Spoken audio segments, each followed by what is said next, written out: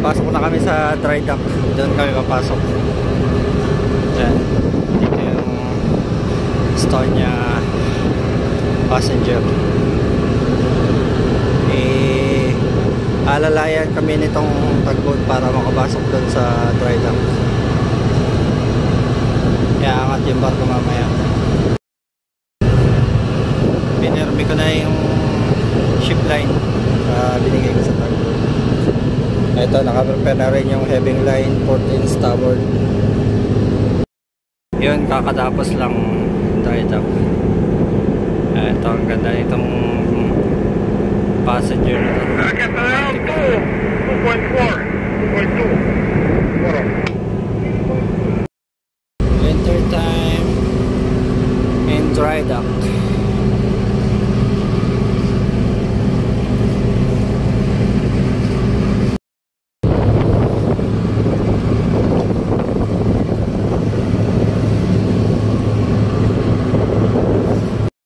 Nakapasok na, nilagay ko yung line. Ginawa gusto nila crossing para masentro yung barko.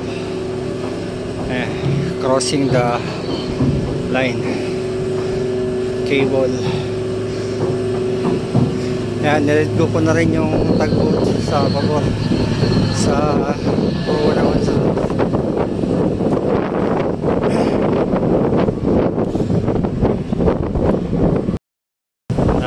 sa proa naman magbibigay ng heavy line. Ito, nakakalahati na yung pasok.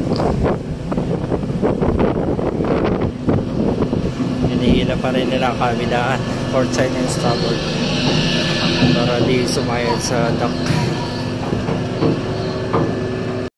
Nakapasok kami, nakapermi na. Magpapambaut na nila yung tubig para paangatin ito.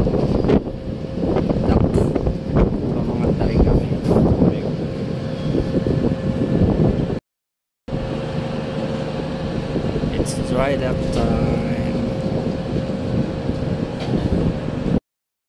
Kukonekta na yung cable sa electric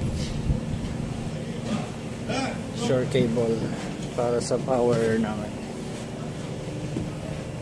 And tinitimbang pa nila kasi hindi pa nila masentro yung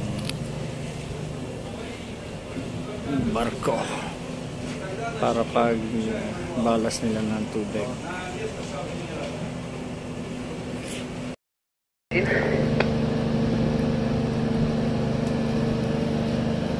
Right, yes, hello. Time.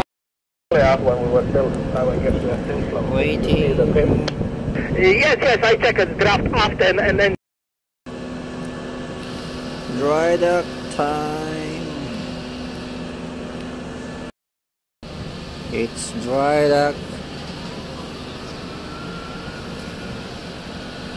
Winter. It's dry dock.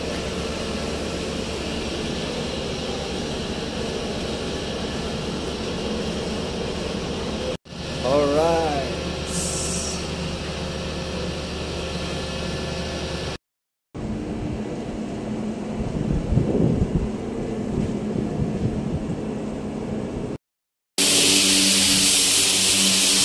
Oh, rock and roll.